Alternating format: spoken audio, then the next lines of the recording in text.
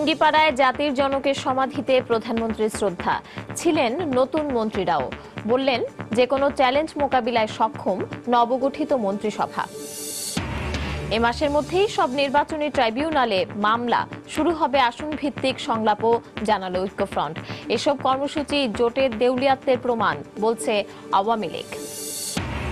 আগামী এক মাসের মধ্যে পোশাক শ্রমিকদের বেতন কাঠামো পুনর্নির্ধারণের আশ্বাস বাণিজ্য মন্ত্রীর। উদ্দেশ্যমূলক আন্দোলনে ক্ষতি শ্রমিকদেরই, বলছেন নেতারা। গণতন্ত্র সূচকে বাংলাদেশের 4 ধাপ উন্নতি। ইকোনমিস্ট ইন্টেলিজেন্সের প্রতিবেদন। দেশের সামগ্রিক উন্নতি এই অগ্রগতির কারণ, বলছেন বিশ্লেষকরা।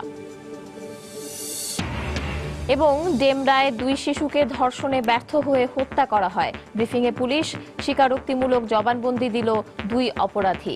মানবাধিকার কমিশনের ঘটনাস্থল পরিদর্শন।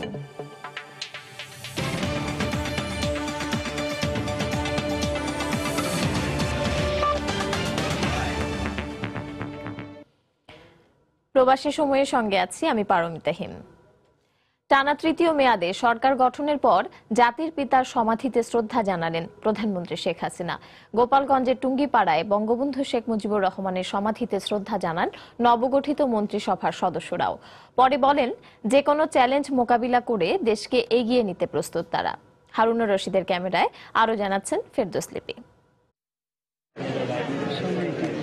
রেকর্ড সংখ্যক চতুর্থবারের মতো সরকার প্রধান হিসেবে দায়িত্ব নেয়ার পর নবগঠিত মন্ত্রিসভার সদস্যদের নিয়ে স্বাধীন বাংলাদেশের স্থপতি জাতির জনক শেখ মুজিবুর রহমানের সমাধিসৌধ টুঙ্গিপাড়ায় বঙ্গবন্ধু কন্যা শেখ হাসিনা। প্রথমে সমাধিতে ফুল দিয়ে শ্রদ্ধা জানান প্রধানমন্ত্রী। এই সময় রাষ্ট্রীয় রীতি অনুযায়ী সশস্ত্র বাহিনীর একটি চৌকুশ দল গার্ড অব অনার প্রদান করে। বাজানো হয় বিউগল।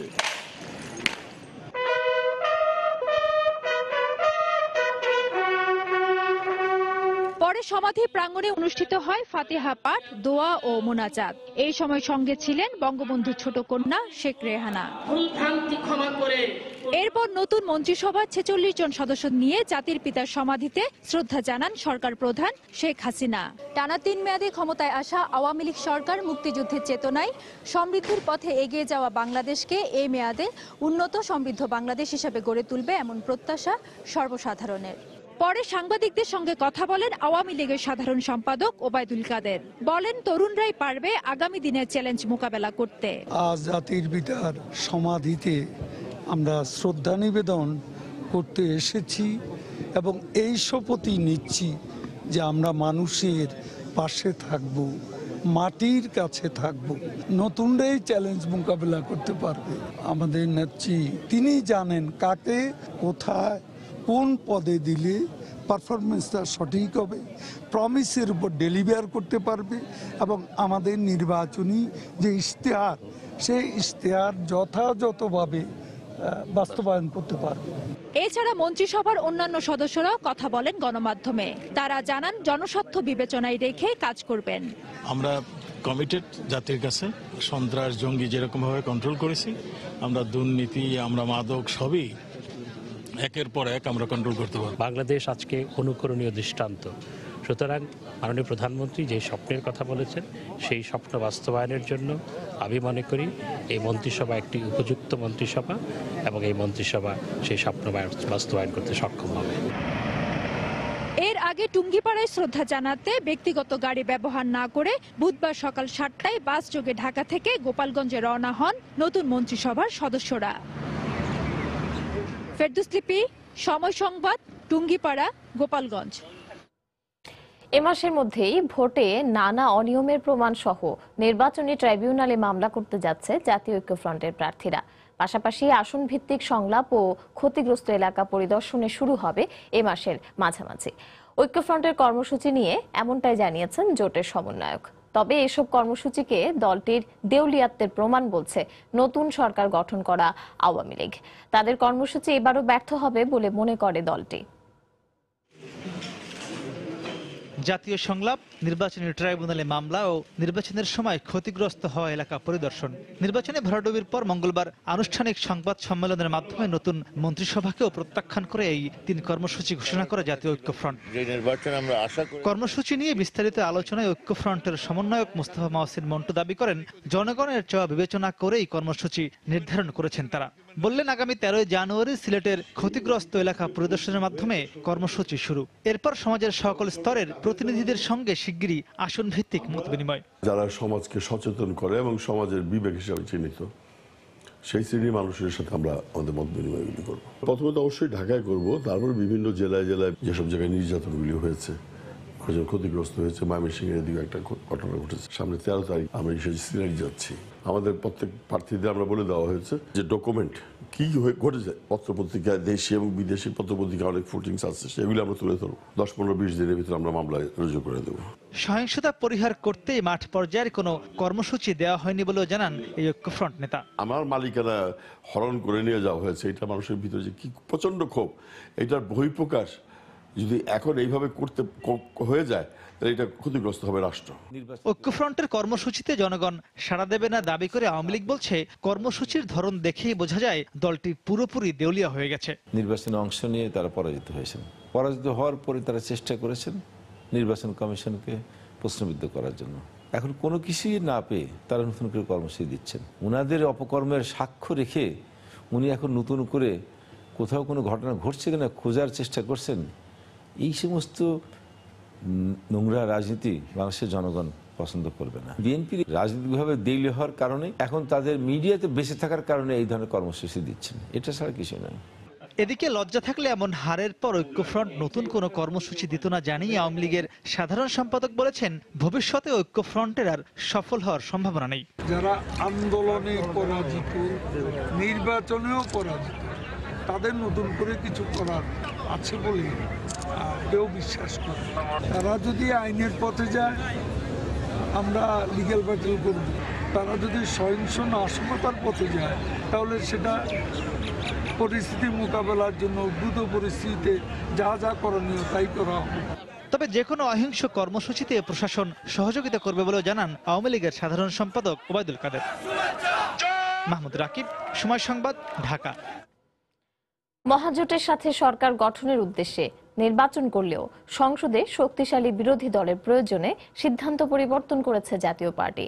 বুধবার বিকেলে জাতীয় যুব সংহতি আয়োজিত এক সংবর্ধনা অনুষ্ঠানে একথা বলেন জাতীয় পার্টির শীর্ষ নেতারা। তাদের দাবি, সরকারের সাথে কোনো সংঘাত নয়, দুর্নীতি আর দেশের মানুষের কথা বলতেই সংসদের সক্রিয় অবস্থানে থাকবে বিরোধী দল। সংসদে জনগণের কথা বলা যাবে, সেই ধরনের একটা সংসদ আমরা গড়ে তুলতে চাই। আমরা অকারণে কারো বিরোধিতা করতে চাই না, আমরা অকারণে কাউকে আমরা দেশের কোনো ক্ষতি করতে চাই না। উন্নয়ন কোনো কর্মকাণ্ড যেগুলো হবে সেগুলো আমরা বলবো, এবং উন্নয়ন কোনো কর্মকাণ্ডের সঙ্গে যদি দুর্নীতি হয় সেই কথাটাও কিন্তু আমরা সংসদে বলবো। নির্বাচনের একসাথে জোট গঠন এবং পরবর্তীকালে আমরা যদি বিজয়ী হতে পারি, আমরা একসঙ্গে সরকার গঠন করব, এই উদ্দেশ্য নিয়ে আমরা জোট গঠন করেছিলাম। সরকার জবাবদিহি না হলে সেই সরকারের দ্বারা জনকল্যাণমূলক কাজের চেয়ে জনহিতকর কাজের বিপরীত কিছু যদি হয়, তার বলার কেউ থাকবে না, তাকে সহায়তা করে সেই কারেকশন করার, সংশোধন করার কিছু ব্যাপার থাকবে না। কাজে আমরা মনে করি তার সংসদে জনগণের পক্ষে কথা বলা একটি দল থাকা দরকার।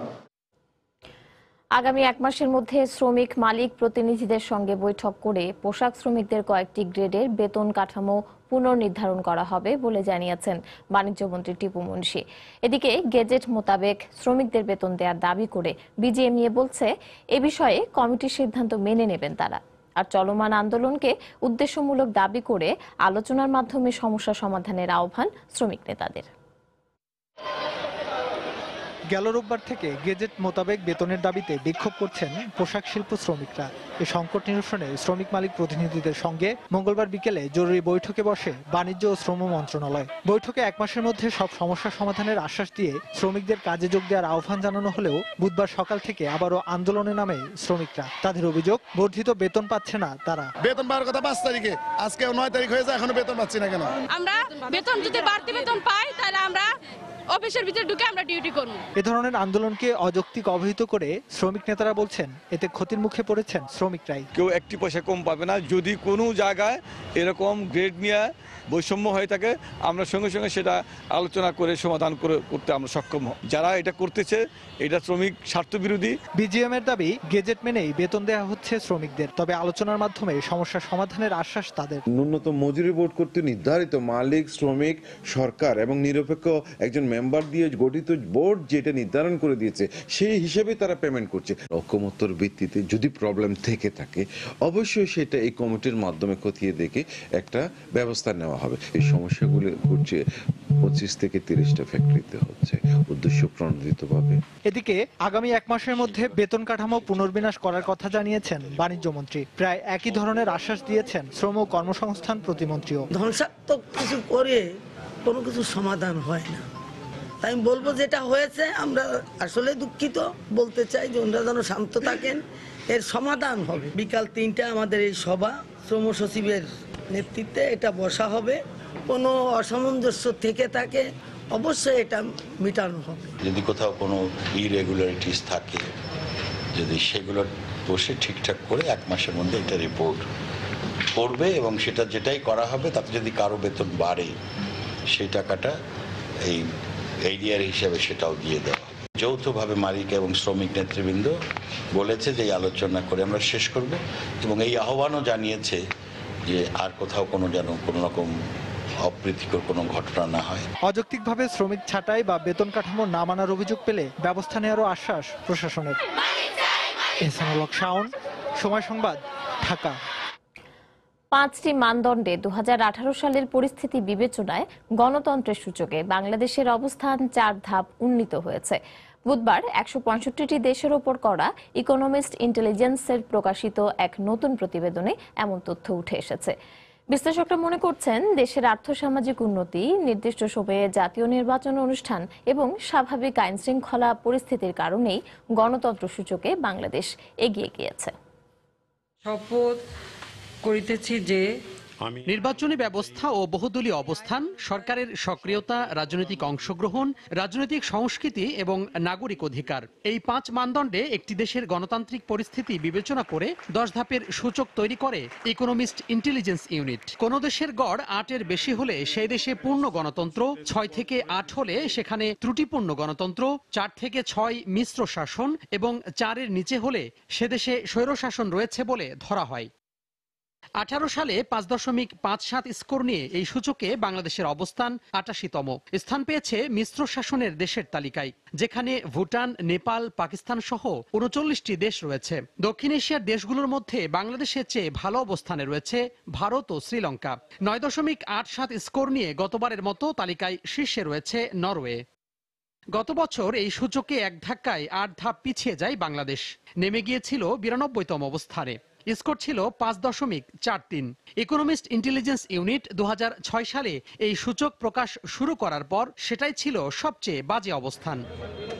বিশেষজ্ঞরা মনে করেন 18 সালে এসে দেশের সামাজিক, অর্থনৈতিক, রাজনৈতিক এবং নিরাপত্তা পরিস্থিতি স্বাভাবিক ছিল, যার প্রভাব পড়েছে গণতন্ত্র সূচকে। প্রকৃতপক্ষেই বাংলাদেশ কিন্তু সামনের দিকে অগ্রসর হচ্ছে। যেমন এই যে 2018 30 ডিসেম্বর যে নির্বাচনটা হয়ে গেল, সকল দলের অংশগ্রহণের নির্বাচন হয়েছে এবং ভোটারদের যে বিপুল পরিমাণ ভোটারদের উপস্থিতি এবং উৎসাহ সেটা আমরা দেখেছি। যেটু ত্রুটি বিচ্যুতি বা যা রয়েছে সেটা হলো আসলে আমাদের রাজনৈতিক দলগুলোর দুর্বলতার কারণে এটা হচ্ছে। এদিকে দেশের গণতন্ত্র নিয়ে সরকার বিরোধী জোটের অভিযোগকে অস্তিত্ব টিকিয়ে রাখার উপায় হিসেবে দেখছেন বিশ্লেষকরা। গণতন্ত্র নাই বলেই যারা চিৎকার করে, তারা নিজেদের অস্তিত্ব জিয়ে রাখার জন্য এরকম কথাবার্তা বলতে হয়, চিৎকার করতে হয়, হইচই করতে হয়, তারা সেটা করবে। এটা নিয়ে আমার মনে হয় না দেশবাসীর কোনো মাথা ব্যথা আছে। সরকারের গণতান্ত্রিক প্রতিষ্ঠানগুলোকে উন্নত করা এবং আইনের শাসন প্রতিষ্ঠার উপরও গুরুত্ব দেন বিশেষজ্ঞরা। তোহা খান তামিম, সময় সংবাদ, ঢাকা। প্রবাসী সময় আরো থাকছে। স্বদেশ প্রত্যাবর্তনের আগে বঙ্গবন্ধু লন্ডন সফরের স্মৃতি এখনো উজ্জ্বল প্রবাসী বাংলাদেশিদের কাছে। স্বাগত জানিয়েছিলেন হাজার হাজার জনতা। যুদ্ধাপরাধী দল হিসেবে জামায়াতে ইসলামের বিচারের জন্য আন্তর্জাতিক অপরাধ ট্রাইব্যুনালের আইন আবারও সংশোধন করা হবে বলে জানিয়েছেন আইনমন্ত্রী আনিসুল হক। বুধবার সচিবালয়ে সাংবাদিকদের তিনি একথা জানান। বঙ্গবন্ধু হত্যা ও জেল হত্যার পেছনে যারা ছিলেন তাদের বিচারে কমিশন গঠন করা হবে বলেও জানান তিনি। বঙ্গবন্ধুর হত্যাকাণ্ডের নেপথ্যে ছিলেন যারা, জেল কিলিং এর নেপথ্যে ছিলেন, তাদেরকে চিহ্নিত করার জন্য যে কমিশনের দাবি, সেই কমিশনের জন্য একটা আইন প্রণয়ন করা বা এই কমিশনের জন্য একটা টিওআর বা রুলস অর রেগুলেশনস প্রণয়ন করা। জামাতের বিচারের ব্যাপারে আইনটা করে দিয়েছি, সেটাকেও আমাদের দায়িত্ব এটার শেষ দেখা। তা আমরা এটাও শেষ করে দেওয়ার আমার মনে হয় যে আমাদের পদক্ষেপ নিতে হবে। ব্রাহ্মণবাড়িয়া ২ আসনে বিএনপি প্রার্থী আব্দুস সাত্তার ভূঁইয়া বেসরকারিভাবে নির্বাচিত হয়েছেন। তিনি পেয়েছেন ৮৩,৯৯৭ ভোট। তার নিকটতম প্রতিদ্বন্দ্বী স্বতন্ত্র প্রার্থী মঈন উদ্দিন মঈন পেয়েছেন ৭৫,৪১৯ ভোট। বুধবার সকাল ৮টা থেকে বিকেল ৪টা পর্যন্ত ভোট গ্রহণ হয়। দীর্ঘ লাইনে দাঁড়িয়ে ভোট দেন ভোটাররা। গত ৩০ ডিসেম্বর অনুষ্ঠিত জাতীয় সংসদ নির্বাচনে অনিয়মের অভিযোগে ৩টি কেন্দ্রের ভোট গ্রহণ স্থগিত করা হয়। এই ৩টি কেন্দ্র বাদে ফলাফলে বিএনপি প্রার্থী আব্দুস সাত্তার ভূঁইয়া পেয়েছিলেন ৮২,৭২৩ ভোট। স্বতন্ত্র প্রার্থী মঈন উদ্দিন মঈন পান ৭২,৫৬৪ ভোট। ১০,১৬৯ ভোটে এগিয়েছিলেন বিএনপি প্রার্থী। ৩টি কেন্দ্রে ভোটার ১০,৫৭৪ জন। এর মধ্যে বিএনপি প্রার্থী পেয়েছেন ১,২৭৪ ভোট এবং স্বতন্ত্র প্রার্থী পেয়েছেন ২,৮৫৫ ভোট।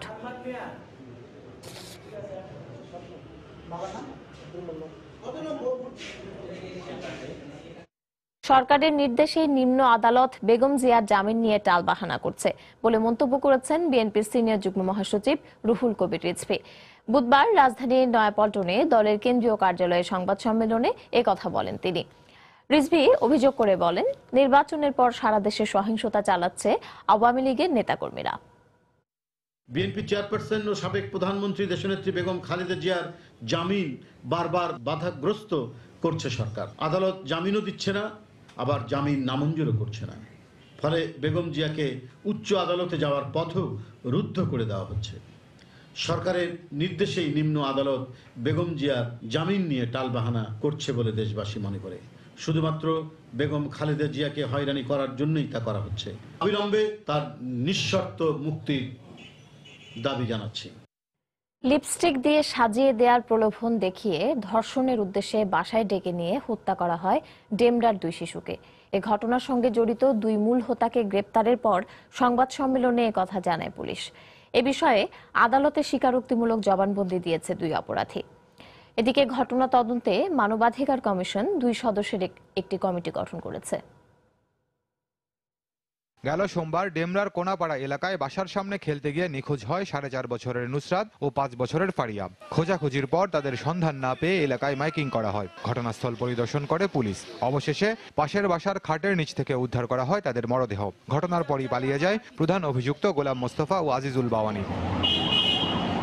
পরে যাত্রাবাড়ির ভাঙা প্রেস এলাকা থেকে মোস্তফাকে এবং তার দেয়া তথ্যে ডেমরার কাউন্সিল ব্রিজ এলাকা থেকে গ্রেফতার করা হয় আজিজুলকে। পুলিশ বলছে, সিরামিক মিস্ত্রি মোস্তফার স্ত্রী একটি পোশাক কারখানায় কাজ করে। ঘটনার দিন স্ত্রীর অনুপস্থিতিতে 2 শিশুকে বাসায় ডেকে নেয় তারা। চেষ্টা করে ধর্ষণের। শিশুরা চিৎকার করলে উচ্চস্বরে গান চালিয়ে দেয় এবং গামছা দিয়ে মুখ চেপে ধরে। মোস্তফার স্ত্রী বাসায় আসলে ফাঁস হয় পুরো ঘটনা। লিপস্টিকের প্রলোভন দেখিয়ে মোস্তফা তার নিজের ঘরে নিয়ে আসে। তদন্তে যেটা পেয়েছি, তারা দর্শনের উদ্দেশ্যেই বাচ্চা দুটাকে সেই ঘরের মধ্যে নিয়ে যায়। লাউড স্পিকারে ক্যাসেট প্লেয়ার ছাড়িয়ে দেয় যেন বাচ্চাদের সাউন্ড বাইরে না যায়। মোস্তফা প্রায় সন্ধ্যা অবধি বাচ্চা দুটাকে নিয়ে মৃত অবস্থায় সেখানে ঘরে অবস্থান করে। মোস্তফার স্ত্রী যখন কর্মস্থল থেকে বাসায় ফিরে আসে, তখন সে তার স্বামীকে অস্বাভাবিক আচরণ করতে দেখে এবং বাসায় ছোট বাচ্চাদের স্যান্ডেল দেখতে পায়। পুলিশ বলছে, অভিযুক্ত দুজনই মাদকাসক্ত। ঘটনাস্থল থেকে ইয়াবা সেবনের আলামতও উদ্ধার করা হয়েছে। এছাড়া মোস্তফার নামে আগেও মামলা রয়েছে যাত্রাবাড়ি থানায়। ওই বাসা থেকে ইয়াবা সেবনের আলামত, বাচ্চাদের পরিধেয় স্যান্ডেল এবং যে গামছা দিয়ে বাচ্চাদেরকে হত্যা করা হয়েছে সেই গামছা এবং সেই ক্যাসেট প্লেয়ারও জব্দ করেছি। এছাড়া গেন্ডারিয়া এলাকায় গেল শনিবার আরেক শিশুকে ছাদ থেকে ফেলে দিয়ে হত্যার সঙ্গে জড়িত অভিযোগে নাহিদ নামে একজনকে গ্রেফতার করেছে পুলিশ। এই ঘটনাতেও মাদকাসক্তি ও শারীরিক নির্যাতনের অভিযোগ রয়েছে।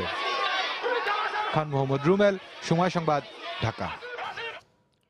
এদিকে রাজধানীর ডেমরার কোনাপাড়ায় নিহত 2 শিশুর পরিবারের সদস্য ও প্রতিবেশীদের সঙ্গে দেখা করেছে জাতীয় মানবাধিকার কমিশনের একটি প্রতিনিধি দল। পরে আইন শৃঙ্খলা রক্ষাকারী বাহিনীর সদস্যদের সাথে মামলার অগ্রগতির বিষয়ে আলোচনা করেন তারা। এ সময় অপরাধীদের সর্বোচ্চ শাস্তি নিশ্চিত করতে মানবাধিকার কমিশনের প্রতি আহ্বান জানায় এলাকাবাসী ও পরিবার।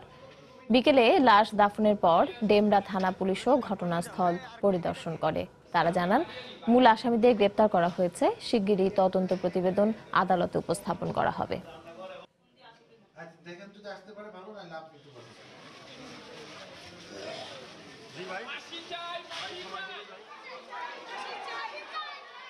আজকে ওনার বাচ্চার সাথে হয়েছে, কালকে আমার বাচ্চার সাথে হইতে পারে। এটার সুষ্ঠু বিচার চাই আমরা। আর কারো বাবার যাতে খালি না হয়, আমি যন্ত্রণায় ভুগতেছি, কতটা কষ্ট করে আমি পাইতেছি। আইনের কাছে মনে করেন যে একটাই দাবি আমার, এইটার সর্বোচ্চ বিচার ফাঁসি চাই। বিজ্ঞ আদালতের সুপর্দ করে তাদের স্বীকারোক্তিমূলক জবানবন্দি রেকর্ড করা হয়েছে। মামলাটা তদন্ত অব্যাহত আছে। তদন্ত শেষে তাদের বিরুদ্ধে বিজ্ঞ আদালতে যথাযথ রিপোর্ট সাবমিট করা হবে।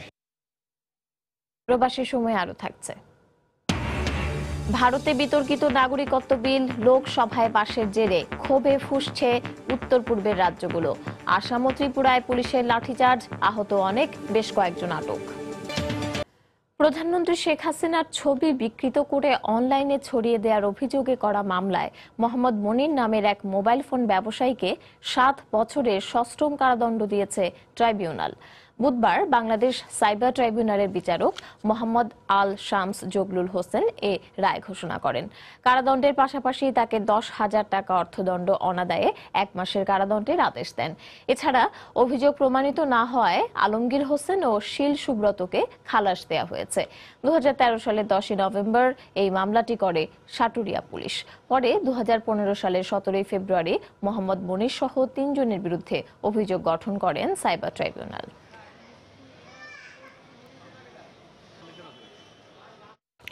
যশোরের মনিরামপুরে পুলিশের সঙ্গে বন্দুকযুদ্ধে এক শিশু অপহরণকারী নিহত হয়েছে। উদ্ধার করা হয়েছে অপহৃত স্কুল ছাত্র তারিফের লাশ। পুলিশের দাবি, অপহরণের ঘটনায় বিল্লালকে আটকের পর তাকে নিয়ে অভিযানের সময় বন্দুকযুদ্ধে নিহত হয় সে। জিজ্ঞাসাবাদের জন্য 2 জনকে আটক করা হয়েছে। যশোর থেকে জুয়েল মৃধার তথ্য ও আবুল কালাম আজাদের ছবি নিয়ে রিপোর্ট। স্বজনরা জানান, যশোরের মনিরামপুরে 6 জানুয়ারি স্কুল থেকে বাড়ি ফেরার পর খেলতে গিয়ে নিখোঁজ হয় স্কুল ছাত্র তারিফ। পরে মুঠোফোনে পরিবারের কাছে 5 লাখ টাকা মুক্তিপণ দাবি করা হয়। পুলিশ জানায়, মোবাইল ফোনের সূত্র ধরে যশোরের কেশবপুর থেকে শিশু তারিফ অপহরণে জড়িত সন্দেহে প্রতিবেশী বিল্লাল হোসেনকে আটক করা হয়। মঙ্গলবার রাতে তাকে সাথে নিয়ে অপহৃত শিশু তারিফের সন্ধানে অভিযান চালায় পুলিশ। মনিরামপুরের 7 নল এলাকায় পৌঁছালে তাদের লক্ষ্য করে গুলি ছোড়ে তার সহযোগীরা। পুলিশও পাল্টা গুলি চালায়। এতে গুলিবিদ্ধ হয়ে নিহত হয় বিল্লাল। পরে একই এলাকায় একটি কালভার্টের নিচ থেকে অপহৃত শিশু তারিফের লাশ উদ্ধার করে পুলিশ। অপহরণকারী চক্রের মূল হোতা বিল্লালকে আমরা আটক করি এবং তার দেওয়া তথ্য মোতাবেক শিশুটিকে উদ্ধারের জন্য অভিযান পরিচালনা করা হয়। একটি চক্র পুলিশকে লক্ষ্য করে গুলি ছোড়ে। আত্মরক্ষার্থে পুলিশ পাল্টা গুলি চালায়। এর প্রেক্ষিতে বিল্লাল গুলিবিদ্ধ হয় এবং নিহত হয় এবং শিশুটির লাশ ঘটনাস্থলের কাছাকাছি থেকে উদ্ধার করা হয়। তারিফের মৃত্যুতে পুরো এলাকায় শোকাবহ পরিবেশের সৃষ্টি হয়। ছেলের মৃত্যুতে শোকে স্তব্ধ মা। কোনো সান্ত্বনায় থামাতে পারছে না ভাইহারা বোনের আর্তনাদ। ক্ষুব্ধ এলাকাবাসীও। পুকুরের মাছ চুরিকে কেন্দ্র করে বিরোধের জের ধরে তারিফকে হত্যা করা হয় বলে অভিযোগ পরিবারের। আমাদের পুকুর আছে, ওখানে বড় পুকুর, ওখানে মাছ মেরেছে ওরা। তাই আমার ছেলে দুটো দেখিল, ওখান থেকে নিয়ে মুগি টেপ মারিয়ে চাক চাক করেছে। বিল্লালে মা আর আছে আপনার কাটু মস্ত ওর বাপ, এই 3 জন জড়িত। নিহত তারিফ স্থানীয় একটি বিদ্যালয়ে 3য় শ্রেণীর শিক্ষার্থী ছিল। সময় সংবাদ, যশোর। সরকারি নীতিমালা তোয়াক্কা না করে রাজধানীর বিভিন্ন স্কুলে চলছে ভর্তি বাণিজ্য। বেশিরভাগ স্কুলেই উন্নয়ন ফির নামে আদায় করা হচ্ছে বাড়তি টাকা। এ অবস্থায় জিম্মি হয়ে পড়েছেন অভিভাবকরা, আর স্কুলগুলোর বিরুদ্ধে ব্যবস্থা নিতে প্রমাণের অপেক্ষায় শিক্ষা অধিদপ্তর। পিঙ্কি আক্তারের রিপোর্ট। রাজধানীর ধানমন্ডিতে Kakoli high school and college এমপিওভুক্ত এই স্কুলে শিক্ষার্থীদের ভর্তি বাবদ প্রতি শিক্ষার্থীর কাছ থেকে নেওয়া হচ্ছে 15,400 টাকা, যেখানে সরকারি নীতিমালায় স্পষ্ট বলা আছে ঢাকা মেট্রোপলিটন এলাকায় এমপিওভুক্ত স্কুলগুলোর ক্ষেত্রে ভর্তি ফি নিতে পারবে 5,000 টাকা। স্কুল কর্তৃপক্ষের দাবি তারা সরকার নির্ধারিত ফি নিচ্ছেন, বাকি টাকা স্কুল উন্নয়ন এবং শিক্ষার্থীদের আনুষঙ্গিক খরচ বাবদ নেওয়া হচ্ছে। ড্রেস, ক্যালেন্ডার, তারপরে সিলেবাস, আদার্স যেগুলো আছে এগুলোর জন্য তো নিতে হয়। রাজধানীর বেশ কিছু স্কুল ঘুরে দেখা যায় একই অবস্থা। যাত্রাবাড়ি শামসুল হক খান স্কুল 14,400 ও খিলগাঁও ন্যাশনাল আইডিয়াল স্কুল 17 থেকে 18,000 টাকা ভর্তি ফি নিচ্ছে বলে অভিযোগ উঠেছে। প্রতিষ্ঠানের চাহিদা আছে বেশি, এখানে ছাত্র ভর্তি হইতে চায় বা ভালো রেজাল্টের কারণে আমরা আরেকটা ক্যাম্পাস করতেছি, সেটার কারণে অতিরিক্ত চার্জ আমরা নিয়েছি। সন্তানকে ভালো মানের শিক্ষা প্রতিষ্ঠানে ভর্তি করাতে এক প্রকার নিরুপায় হয়েই অভিভাবকরাও এ ভর্তি বাণিজ্যের জিম্মি হচ্ছেন। জানুয়ারির বেতন ছাড়াই 15,000 টাকা। প্রতিবাদ করলে তো আপনার পরের বাচ্চা থাকবে কিনা সেটার তো গ্যারান্টি না। ভালোই টাকা নেয়, 16-17,000 টাকা। খিলগাঁও যত স্কুল আছে এখানেই মনে হয় বেশি। 5 বৃত্তি পাইছে, সেই ছেলের কাছ থেকে জানুয়ারি মাসের বেতন নিচ্ছে। এদিকে শিক্ষা প্রতিষ্ঠানের এই অসৎ বাণিজ্য বন্ধ করতে তৎপর রয়েছেন বলে জানান মাধ্যমিক ও উচ্চ মাধ্যমিক শিক্ষা বোর্ডের চেয়ারম্যান। কোনো মাধ্যমেই যদি আমাদের কাছে কোনো অভিযোগ আসে, আমরা তাৎক্ষণিকভাবে সেই অভিযোগটা খতিয়ে দেখি, কিন্তু সমস্যা হয়ে যাচ্ছে যে অভিযোগ প্রমাণ করবার মতো যে কাগজপত্রগুলি থাকা দরকার সেগুলি অনেকাংশেই আমরা পাই না। সরকার নির্ধারিত রাজধানীতে ভর্তি ফি বাবদ এমপিওভুক্ত স্কুলে 5,000 টাকা, অর্ধ এমপিও ও নন এমপিও শিক্ষা প্রতিষ্ঠান সেশন চার্জ ও উন্নয়ন ফি সহ বাংলা মাধ্যমে 8,000 আর ইংরেজি মাধ্যমে সর্বোচ্চ 10,000 টাকা পর্যন্ত আদায় করতে পারবে। রাজধানীতে সরকারি বেসরকারি মোট শিক্ষা প্রতিষ্ঠানের সংখ্যা 459। দিনকে দিন এসব শিক্ষা প্রতিষ্ঠানের অধিকাংশই যে হারে বাণিজ্যিক হওয়া শুরু করেছে তাতে প্রশ্ন থেকে যাচ্ছে শিক্ষার্থীরা অর্থের বিনিময়ে ঠিক কতটা গুণগত শিক্ষা অর্জন করছে। পিঙ্কি আক্তার, সময় সংবাদ, ঢাকা।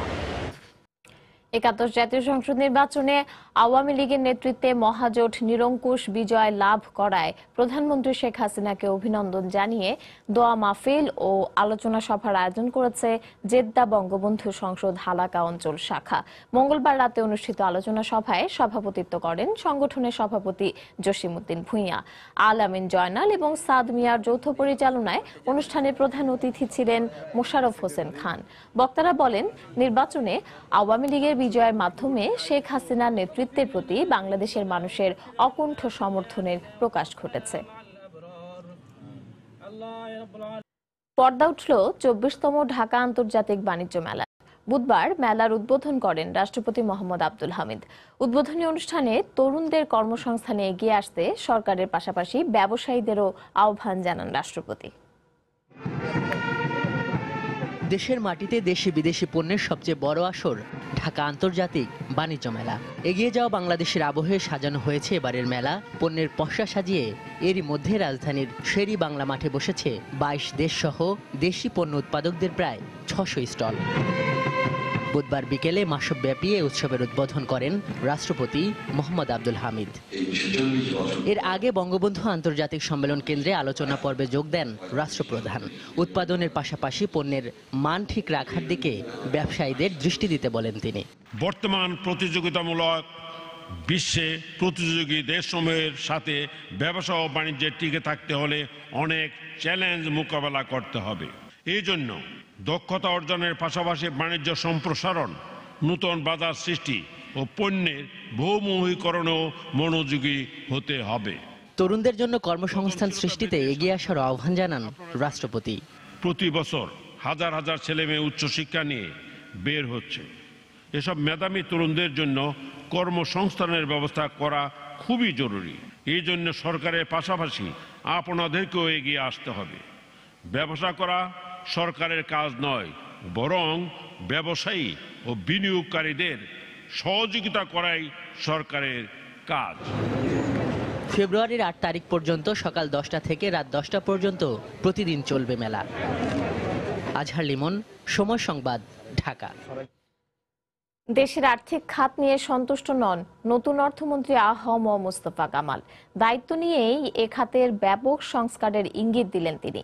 সময় সংবাদকে দেয়া সাক্ষাৎকারে অর্থমন্ত্রী আ.হ.ম মুস্তফা কামাল জানান, বিভিন্ন দেশে পাচার হওয়া অর্থ দেশে ফেরাতে নেওয়া হবে সব ধরনের উদ্যোগ। পাশাপাশি রাজস্ব আদায়ে এনবিআর এর অগ্রগতি যথেষ্ট নয় উল্লেখ করে সব ধরনের করের হার কমানো হবে বলেও জানান তিনি। জুবাইর ফয়সালের রিপোর্ট। স্বাধীনতার 4.5 দশকে দেশের আর্থিক খাত পাড়ি দিয়েছে বহু পথ। যত বড় হয়েছে আকার, বিভিন্ন সময় সামনে এসেছে অনিয়ম আর বিশৃঙ্খলার খবরও। এখন পর্যন্ত ব্যাংক কেলেঙ্কারির অন্যতম বড় ঘটনা, রাষ্ট্রায়ত্ত সোনালী ব্যাংক থেকে 4,500 কোটি টাকা লোপাট করে হলমার্ক গ্রুপ। চেয়ারম্যান হিসেবে শেখ আব্দুল হাই বাচ্চু নিয়োগ পাওয়ার পর বড় আকারের লুটপাট হয় বেসিক ব্যাংকেও। ব্যাংকিং খাত নেতিবাচক শিরোনামে থাকে 2017 সালেও। সরকারি তহবিল ও জনতা ব্যাংক থেকে 5,000 কোটি টাকা হাতিয়ে নেয় ক্রিসেন্ট গ্রুপ। অভিযোগ ওঠে, সে সময় দৃশ্যমান কোনো সংস্কারের উদ্যোগ নেননি সদ্য সাবেক অর্থমন্ত্রী আবুল মাল আব্দুল মুহিত। এবার মন্ত্রিত্বের চেয়ারে এসেছে পরিবর্তন। দায়িত্ব নিয়ে তাই আর্থিক খাতের সংস্কারেই চোখ নতুন অর্থমন্ত্রীর। একটা অর্থনীতি চালাতে গেলে কিছু এলাকা থাকে সবল, কিছু থাকে দুর্বল। একটি জায়গায় কিন্তু এখন আমাদের বিতর্ক চলছে যে আমাদের আর্থিক খাত খারাপ, আর্থিক খাতের অবস্থা ভালো না। আমরা অ্যাসেস করে নেই। আমি মনে করি সহজ উপায় হচ্ছে সংস্কার। দেশের মোট জিডিপির অনুপাতে কর আদায়ের হার নিয়ে অসন্তোষ জানিয়ে অর্থমন্ত্রী আশ্বাস দেন, দেশে ফিরবে পাচার হওয়া সব অর্থ, কমবে সব ধরনের করের হার। কোন খাতে কত রেট করলে আমাদের ম্যাক্সিমাম রেভিনিউ জেনারেট করতে পারবো, যারা ট্যাক্স দিবেন তাদেরকে ব্যতীত না করে আমরা কতটা ট্যাক্স আদায় করলে আমাদের জন্য মঙ্গলজনক, সেই কাজটি আমরা করবো। টাকা পয়সা নিয়ে গেছে, বিদেশে নিয়ে গেছে, ইত্যাদি ইত্যাদি, আমি বিশ্বাস করি তাদেরকে আমি আবার ফেরত পাবো। বৈশ্বিক অর্থনীতির প্রেক্ষাপটে উল্লেখযোগ্য অবস্থানে পৌঁছেছে বাংলাদেশ। এরপরও দেশি বিদেশি বিনিয়োগ বৃদ্ধিতে এখনও রয়েছে ঘাটতি। ফলে অর্থনীতির কাঠামোগত উন্নয়নে বর্তমান মেয়াদে বেসরকারি খাতের শক্তিশালী নেতৃত্ব চায় অর্থ মন্ত্রণালয়। জুবাইর ফয়সাল, সময় সংবাদ, ঢাকা। চলতি বছরের আগস্টেই 1320 মেগাওয়াটের কয়লা ভিত্তিক পায়রা বিদ্যুৎ কেন্দ্র উৎপাদনে যাচ্ছে। কয়লা খালাসের জন্য প্রস্তুত যেটি, কাজ শেষের পথে বয়লার ও টারবাইনের। নির্মাণাধীন বিদ্যুৎ কেন্দ্র ঘুরে রিপন মালির ক্যামেরায় বিস্তারিত জানাচ্ছেন এম এ আজিম। কয়লা ভিত্তিক বিদ্যুৎ কেন্দ্রের মূল উপাদান কয়লা। আর পটুয়াখালীর পায়রা কয়লা ভিত্তিক বিদ্যুৎ কেন্দ্রে আগামী 10 বছর কয়লা আসবে ইন্দোনেশিয়া থেকে সমুদ্রপথে। এই কয়লা খালাস করে বিদ্যুৎ প্ল্যান্টে সরবরাহ করতে ইতিমধ্যে আগুনমুখা নদীতে নির্মাণ করা হয়েছে 385 মিটার জেটি। জেটিটিতে একসাথে 2টি জাহাজের কয়লা খালাস করা যাবে। খালাস হওয়া কয়লা শ্রমিক ছাড়াই অত্যাধুনিক প্রযুক্তিতে চলে যাবে বিদ্যুৎ প্ল্যান্টে। কোল আনলোড করার জন্য আমরা গ্র্যাবশিপ আনলোডার টেকনোলজি ইউজ করতেছি। এর মাধ্যমে আমাদের জাহাজ থেকে কয়লাটা নিয়ে ডাইরেক্ট কনভেয়ার গ্যালারির মধ্যে দিয়ে দেওয়া হবে। প্ল্যান্টে আসা কয়লা পুড়িয়ে তাপ উৎপন্ন করে পানিকে স্টিম করা, আর সেই স্টিমকে সবেগে টারবাইনের মাধ্যমে পাঠিয়ে বিদ্যুৎ উৎপাদনের জন্য শেষের পথে বয়লার 1 ও টারবাইনের কাজ। আর প্ল্যান্ট থেকে নির্গত ধোঁয়া যাতে পরিবেশের কোনো ক্ষতি না করে সেজন্য নির্মাণাধীন 275 মিটার চিমনির 25 মিটার সম্পন্ন হয়েছে। 60% কাজ বয়লারে হয়ে গেছে। দেন আমাদের টারবাইন এবং আমাদের অল্টারনেটর অলরেডি বসে গেছে, তো ওগুলোর কমিশনিং কাজ চলতেছে। এদিকে বয়লার ও টারবাইন বাদে পুরো 100 একর জুড়ে চলছে আরও বিভিন্ন স্থাপনা নির্মাণ কাজ, যার মধ্যে আছে প্রশাসনিক ভবন, ডরমেটরি ভবন, আরও একটি 1320 মেগাওয়াট কয়লা বিদ্যুৎ প্ল্যান্ট, 3600 মেগাওয়াট গ্যাস বিদ্যুৎ প্ল্যান্ট সহ বিভিন্ন কিছু। তবে আগামী এপ্রিলে বয়লার 1 থেকে বিদ্যুৎ উৎপাদনের কথা থাকলেও নানা জটিলতায় আগস্টের মধ্যে শুরু করা সম্ভব হবে বলে জানালেন এই কর্মকর্তা। কিছু কারণে এটা একটু ডিলে হইতেছে, ভ্যালিড কারণে। সেটা আমরা আশা করতেছি আগস্টে আমরা পাওয়ার গ্রিডে আমাদের এই প্ল্যান্ট থেকে বিদ্যুৎ দিতে সরবরাহ করতে পারবো। এই বিদ্যুৎ প্ল্যান্টের নির্মাণ ব্যয় ধরা হয়েছে 16,000 কোটি টাকা। শুধু 1320 মেগাওয়াট বিদ্যুৎ উৎপাদনের মধ্যেই সীমাবদ্ধ থাকবে না পায়রা কয়লা ভিত্তিক বিদ্যুৎ কেন্দ্র। এর সাথে যুক্ত হচ্ছে আরও 1320 মেগাওয়াট কয়লা ও 3600 মেগাওয়াট গ্যাস ভিত্তিক বিদ্যুৎ কেন্দ্র।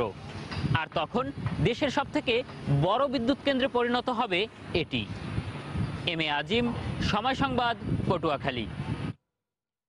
পঞ্চগড়ে প্রচণ্ড শীতে বিপর্যস্ত হয়ে পড়েছে জনজীবন। অন্যদিকে বাগেরহাটে হাসপাতালগুলোতে বেড়েছে শীতজনিত রোগে আক্রান্তের সংখ্যা। বুধবার কুয়াশার চাদরে ঢাকা ছিল পঞ্চগড়ের বিভিন্ন এলাকা। হাড় কাঁপানো শীতে ঘরকুটো জ্বালিয়ে শীত নিবারণের চেষ্টা করেন অনেকে। প্রচণ্ড ঠান্ডার কারণে প্রয়োজন ছাড়া ঘর থেকে বের হননি কেউই।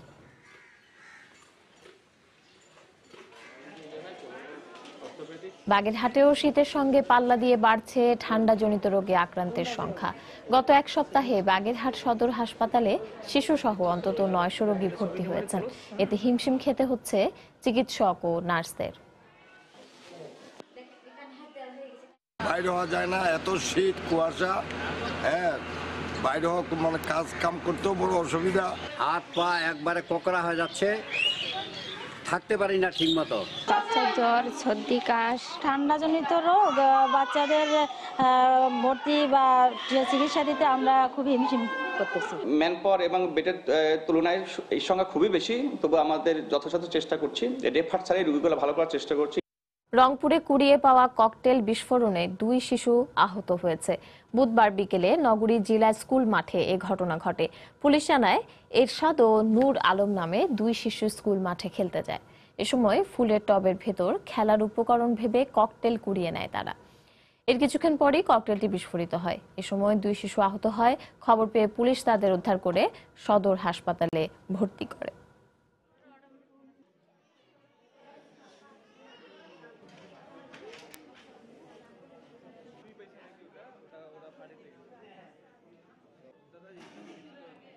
খড়ি পাততে গেছিলাম, তাতে একটা বল পাইলাম, বলের মতো কি বা একটা, ওটা নিয়ে আমরা ফিকা ফিকি খেললাম। এরশাদ নামে বাচ্চাটা হাতে, বাম হাতে ইনজুরি আছে, আর ছোট বাচ্চাটার চোখে মুখে 2-3টা অ্যাব্রেশন আছে।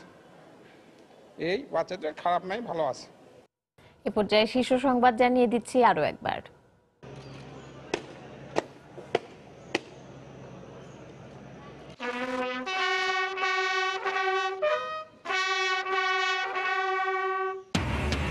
টুঙ্গিপাড়ায় জাতির জনকের সমাধিতে প্রধানমন্ত্রীর শ্রদ্ধা, ছিলেন নতুন মন্ত্রীরাও।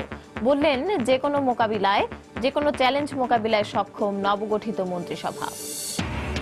এই মাসের মধ্যেই সব নির্বাচনী ট্রাইব্যুনালে মামলা শুরু হবে, আসন ভিত্তিক সংলাপও জানালো ঐক্যফ্রন্ট। এসব কর্মসূচি জোটের দেউলিয়াত্বের প্রমাণ বলছে আওয়ামী লীগ। আগামী 1 মাসের মধ্যে পোশাক শ্রমিকদের বেতন কাঠামো পুনর্নির্ধারণের আশ্বাস বাণিজ্য মন্ত্রীর। উদ্দেশ্যমূলক আন্দোলনে ক্ষতি শ্রমিকদেরই, বলছেন নেতারা। গণতন্ত্র সূচকে বাংলাদেশের 4 ধাপ উন্নতি। ইকোনমিস্ট ইন্টেলিজেন্সের প্রতিবেদন। দেশের সামগ্রিক উন্নতি এই অগ্রগতির কারণ, বলছেন বিশ্লেষকরা। এবং ডেমরায় 2 শিশুকে ধর্ষণে ব্যর্থ হয়ে হত্যা করা হয়, ব্রিফিংয়ে পুলিশ। স্বীকারোক্তিমূলক জবানবন্দি দিল 2 অপরাধী। মানবাধিকার কমিশনের ঘটনাস্থল পরিদর্শন। এই ছিল প্রবাসের সময়। যে কোনো খবর পেতে ভিজিট করুন সময়নিউজ.tv। আপনার মোবাইলে সময় সংবাদ দেখতে ও সকল খবর পেতে ডাউনলোড করুন সময় অ্যাপ। এছাড়া খবর আপনার মোবাইলে পেতে SMS করুন *BN লিখে পাঠিয়ে দিন 16242 নম্বরে। সঙ্গে থাকুন সময়ে।